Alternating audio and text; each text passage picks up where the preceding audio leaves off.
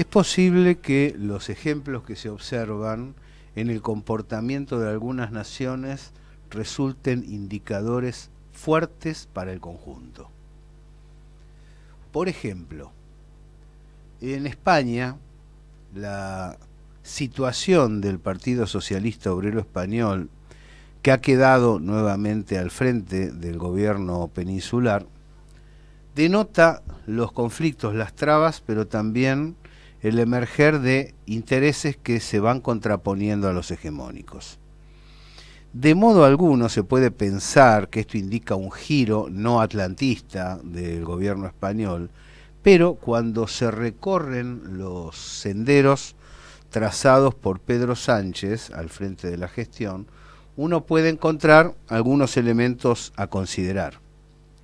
Así como hasta ahora el dirigente socialista obedeció todas y cada una de las sugerencias de la Organización del Tratado del Atlántico Norte sobre Ucrania, aquí ha puesto un freno, y ese freno viene acompañado de determinadas medidas sociales internas.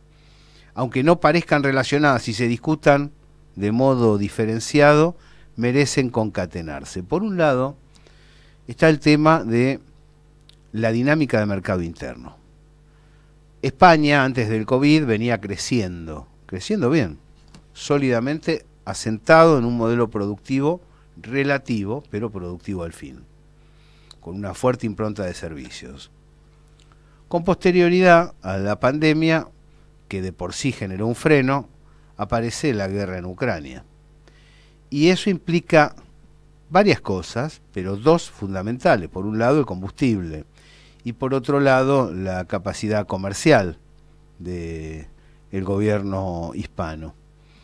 Entre ambos se gestó una situación de caída que no llega a la situación grave de Alemania, pero empieza a preocupar porque está acompasada por la inflación.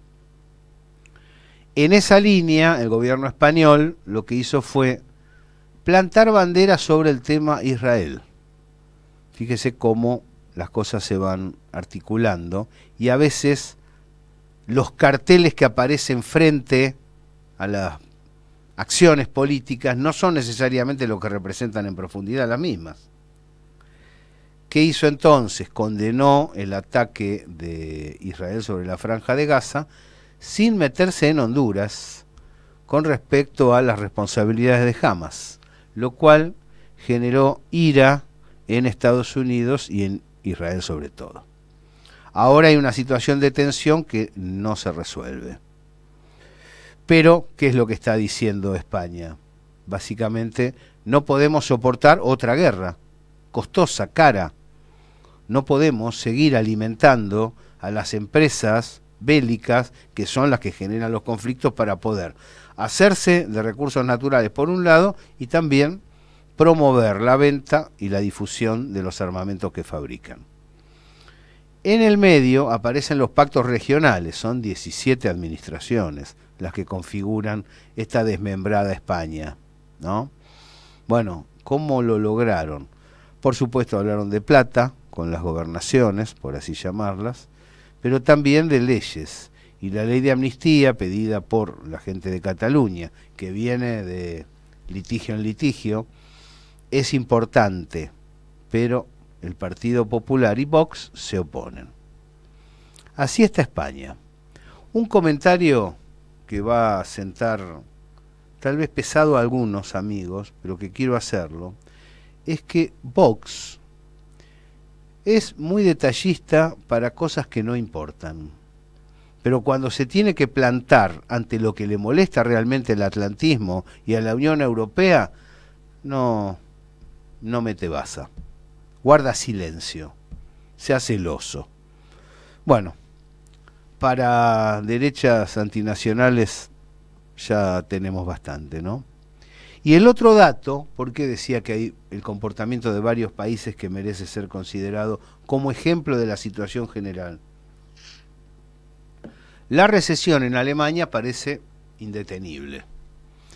Es un problema porque Alemania, no solo como le pasó a España, venía creciendo antes de la pandemia, sino que con el modelo Merkel realmente, bueno, renació. Fue la locomotora europea de desarrollo. Todo esto se vino abajo. Todo esto se empezó a venir abajo en la crisis 2008-2010, pero lo manejaron. ¿Y cómo lo manejaron? Sacándose de encima las finanzas, poniendo con energía la presencia del Estado, articulando con pequeñas y medianas empresas y con sindicatos, tema precios y salarios, y logrando dinamizar los mercados internos. Bueno, Alemania fue modelo de esto. ¿Y qué pasa? Alemania, usted sabe que entre Estados Unidos y los socios de la Unión Europea destruyeron el Nord Stream en un ataque vergonzoso. Alemania se queda sin combustible en precio razonable. El principal beneficiario de ese oleoducto extenso en 2 tramos. Se queda sin comprador externo China. Y se queda con un mercado interno deprimido, porque tiene que seguir la política de la Reserva Federal de levantar las tasas para evitar la inflación, un verso importante, histórico, del liberalismo en el mundo. Como no lo puede manejar, ¿qué está haciendo? Esto se descubrió hace pocos días. Está esquivando las sanciones que pretenden damnificar a Rusia y en realidad damnifican a Europa, y aumenta las exportaciones a Kirguistán, hemos hablado de Kirguistán en algún momento, un 5.000%. Las exportaciones de Alemania han aumentado un 5.000% sobre Kirguistán, y todos saben que Kirguistán no consume el 5.000% más de productos alemanes, autos, autopartes, repuestos, motores. Van a Rusia. Quiere recuperar los mercados externos, Alemania, y lo hace en una política soterrada de triangulación que de hecho damnifica las acciones de la OTAN sugeridas o impuestas a la Unión Europea. Zelensky, mientras tanto, está en caída franca. De hecho, Alemania, junto con este movimiento, hizo otro. Le transmitió a Zelensky que ya está bien del Donbass, ya lo perdió, que admita que Crimea y el Donbass no van a volver a la égida de Kiev.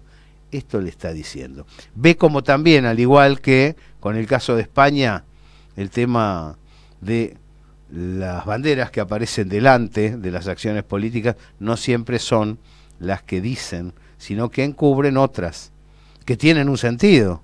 Todo tiene un sentido y sobre todo un interés material de fondo.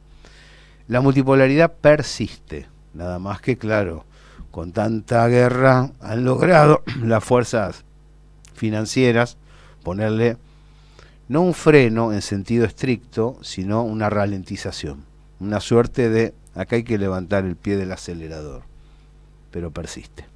Gabriel Fernández, La Señal Media.